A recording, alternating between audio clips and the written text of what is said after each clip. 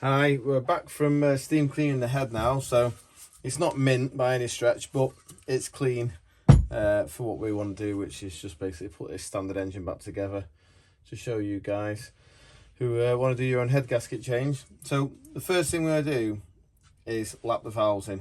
But before that, I have to admit that before, when I was talking and I watched the video, I realised I made a big mistake. Now this is an L4 engine, which is like a 1974 on engine for an Imp, so it's identifiable by having 533 on the end of the casting there, and it has an oil drain and a sport cam. So this engine doesn't have a valve guard oil seal like I told you all. I made a mistake, I forgot. It has a double valve spring, so there's no room. So basically it runs with this type of spring seat like that, and then the excess oil in the cam cover drains down this oil drain back into the sump so it doesn't smoke. Now if this was a Mark II Imp with a 171 head, no oil drain, which is more than likely what you'll be doing the head gasket on your Imp, instead of having this type of spring seat, you'll have this type instead. Now this type, little top hat one, has this rubber that comes inside your head gasket set, and basically it fits inside the spring seat, and then obviously acts as a wiper so the oil can't run down the guide and make the engine smoke. It also has this little paper gasket that seats underneath the spring seat, and you'll notice that on that engine it'll have single valve springs, not double. Okay, so little explanation and apology there for my inaccuracy.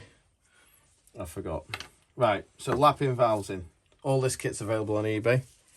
I've wire wheeled the valves. These are the original valves. I've just cleaned them up. I've had a look at them. There's not too much pitting or anything, so I'm quite happy for them to go again for this engine. So put a sucker on there. This is carborundum valve grinding compound. Just put a little bit on the edge of the valve where the seat is, and then pop it into the number. Obviously these are in order, and I like a little bit of WD-40. It just helps it a little bit.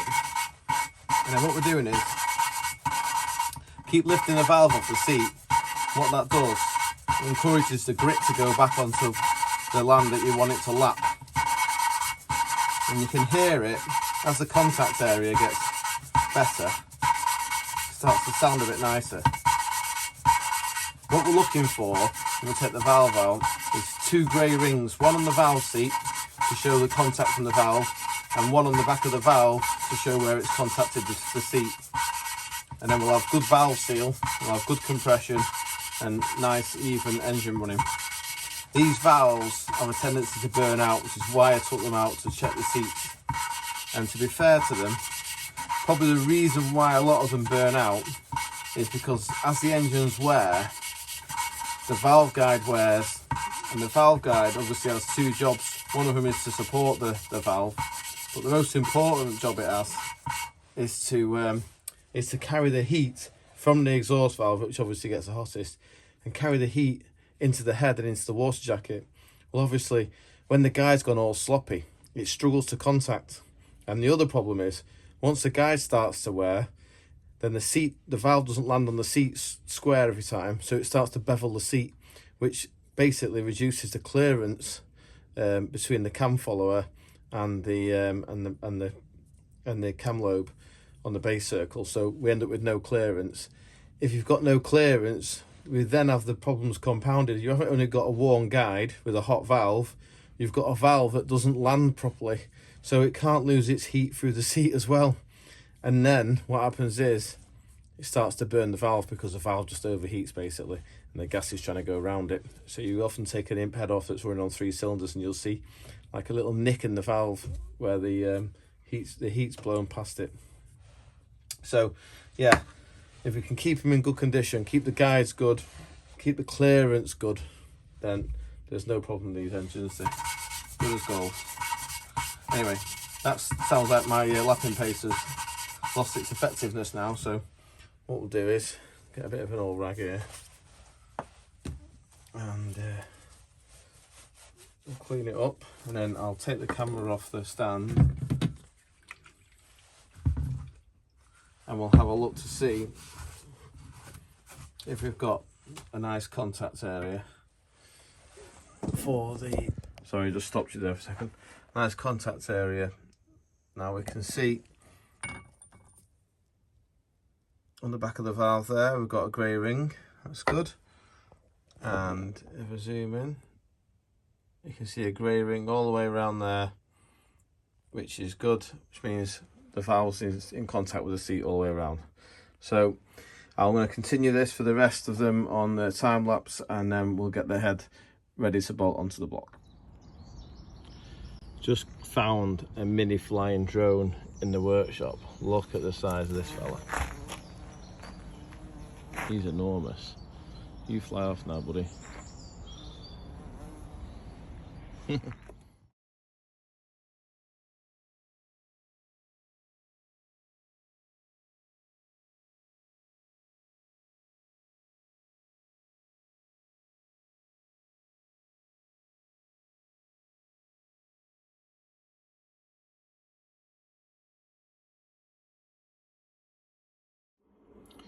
Right, ready to start putting the camshaft carrier and the followers and the cam in the head.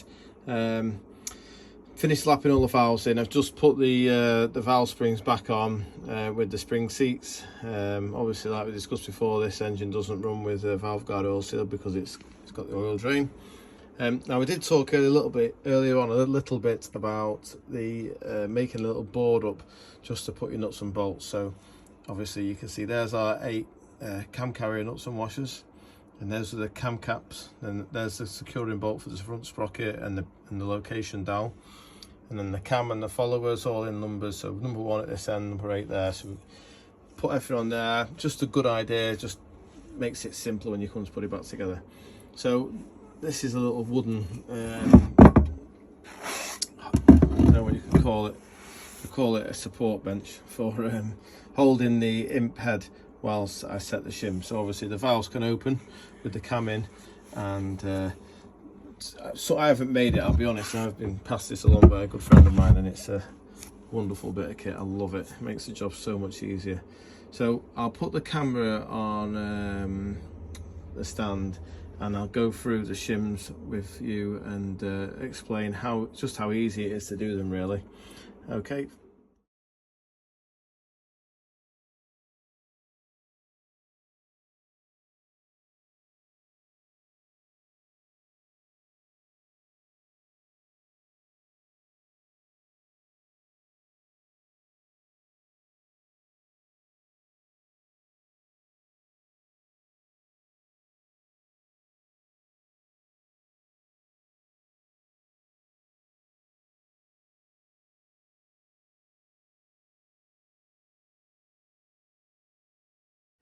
Hi, and welcome back. We've just done the time-lapse video there of me putting the head back together and measuring the clearances. Now, you may be asking why I've decided to do the cylinder head and set the shims and bolt the carrier on, etc., before bolting the head on the engine. And there is a reason for that, and that is one of the problems that imps suffer from is sometimes you get a situation where the shim sits lower than the outside edge of the cam carrier cap, and the way to tell this is happening is they have a silver ring inside of the bucket.